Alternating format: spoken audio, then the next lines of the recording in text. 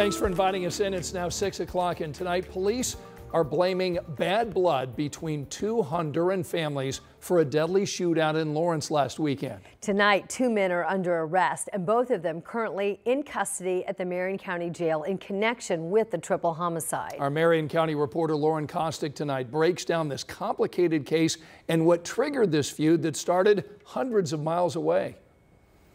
These new court documents detail the bloody shootout in this parking lot near 42nd and Post, a long-standing feud between two Honduran families ending in 3 men killed. According to police interviews, the shooting stemmed from a family disagreement over land in Honduras. The families involved are the Escobar family and the Antunez family. At the center were 2 of the victims, Juan Escobar and Candido Antunez, known as enemies. That night, police say the 2 allegedly shot each other, but it's not clear who fired first. Candido's brother allegedly shot Juan while he was on the ground, and Juan's brother then allegedly fired shots back at Candido's brother before chasing after him. Another family member, Daniel Morales, was also shot and killed. Police believe Daniel was trying to break up the fight when he got caught in the crossfire. The Far East Side intersection where it happened is no stranger to violence. Gut-wrenching, heartbreaking, disturbing. Lakeisha Jackson is a state senator who now represents the area. It was also part of her district when she was on the city-county council. This weekend, Jackson is organizing a peace walk just blocks away from the deadly shootout. To be preventative, to provide intervention and save lives. That's what this weekend is about. Hoping to unite the community as Lawrence police continue to investigate this complicated case. And to be clear, no one has been charged with murder in this triple homicide. The 2 men arrested are currently in custody pending separate charges. In Lawrence, Lauren Kostick, 13 News. We're told both men arrested are also being held on an immigration hold. That means they'll likely be taken into custody by ICE agents. As for that peace walk that's scheduled on the Far East Side, it is Saturday. It kicks off at 10 in the morning. Tonight at 6, an IMPD sergeant is officially charged with 13 counts of child exploitation after police say he was caught trading child porn online. Javed Richards tonight is scheduled to appear in court tomorrow morning to face those charges. Now, we just checked the jail records, so it appears that Richards is still behind bars after a judge set his bond at $4,000. Now, according to the court documents, Richards used a messaging app called Kik to go into chat rooms requesting and then sharing sexually explicit videos with other users. Richards is currently suspended from IMPD, and the police chief has recommended his termination. That now goes to the Civilian Police Merit Board before the department can fire him. A man shot by Carmel police recovering tonight in the Hamilton County Jail. Tonight, our Rich Knight tells us that man will now face several felony charges, accused of harassing his former girlfriend for hours before ramming a police car while trying to escape.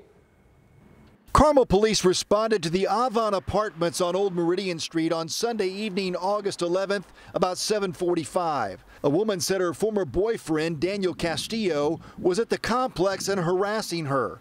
Court records say the woman's phone received 190 missed calls from Castillo in about 4 hours, as well as vulgar and threatening text messages, including, "I can't wait till you die," and "I hope you die slow."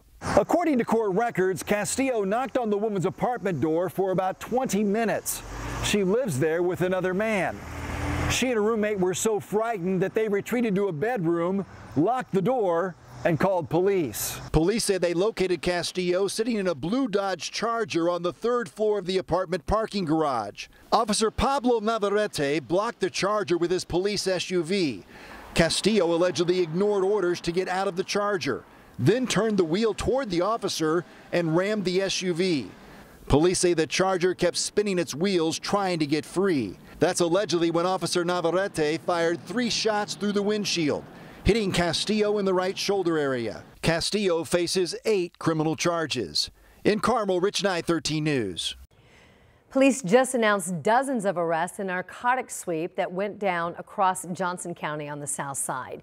That's where the sheriff's office teamed up with 8 other agencies to serve 58 warrants across Johnson County. 25 people were arrested on warrants, and police made 11 new arrests during the sweep. Right now, they tell us they're still looking for 33 other suspects. Well, it is shaping up to be a beautiful Wednesday night all across central Indiana as you take a live look at downtown Indianapolis. So if you like warmer and hotter and muggier weather, hang in there. It's coming. Yeah. In the meantime, enjoy what we have right now. 73 degrees and sunny. It feels like fall. It's comfortable. Yeah, a September feel, and then we're going to go right back to mid to late summer with some 90-degree heat in that 7-day, but enjoy sunshine and 70s right now. 72 in Connorsville and Crawfordsville, 73 Bunker Hill and Greensburg, and 72 at Morris Reservoir. Temperatures will stay in the low 70s over the next couple of hours under clearing skies. By 8 p.m. we drop into the upper 60s. We'll spend the late evening hours in the 60s, eventually back into the 50s. So another cool start at the bus stop tomorrow morning, maybe a sweatshirt or a jacket. Temperatures in the low to mid 50s. From there, we'll be into the 60s by 10 a.m., into the upper 70s for highs tomorrow afternoon with more sunshine. The upper 70s, a few degrees warmer than what we had today, and it's the beginning of a warming trend. The 80s are back on Friday. We get close to 90 by this weekend, and the beginning of a little heat wave as well. We'll discuss that in the full forecast. All right, Angela, thanks. We will check back. Meantime, an update. The ongoing bridge work on Washington Street over the Little Eagle Creek on the west side was supposed to be wrapped up in just the next few weeks. But now Indy DPW is telling us this isn't going to reopen for another year. Our Samantha Johnson tonight is looking into what changed. Where I am standing right now, this is the middle of Washington Street, what is typically a very busy thoroughfare into downtown Indianapolis. But as you can see, roads closed, and it's been that way for several months, and now we know it's anticipated to stay that way until next summer. Please just come back and finish the job. That's George Creer, who works at Joe's Auto Sales nearby. He says he's frustrated that a project that was said to take 4 months will now take 16 months. Beautiful day. Nobody working. Indy DPW says the historic 100-year-old bridge is in worse shape than they thought, and they have to be careful and follow certain regulations in the months to come. But Creer says each day that passes is another day his business moves towards worst-case scenario. Well, layoffs, you know, people can't keep doing this, you know, and you don't want to start laying people off. But what do you do when there's no traffic? This is a copy of the presentation George says the city gave him about this project. You can see here summer 2023 estimated bridge construction with the road to be closed for 4 months. We've got much more from George and from Indy DPW at WTHR.com. And that is some good news for drivers on the west side of Indy. Morris Street now officially open to two-way traffic. DPW tonight telling us some of the final construction elements are still ongoing there, but this road is now back open. This was a $10 million project to improve safety and paving along this stretch of road.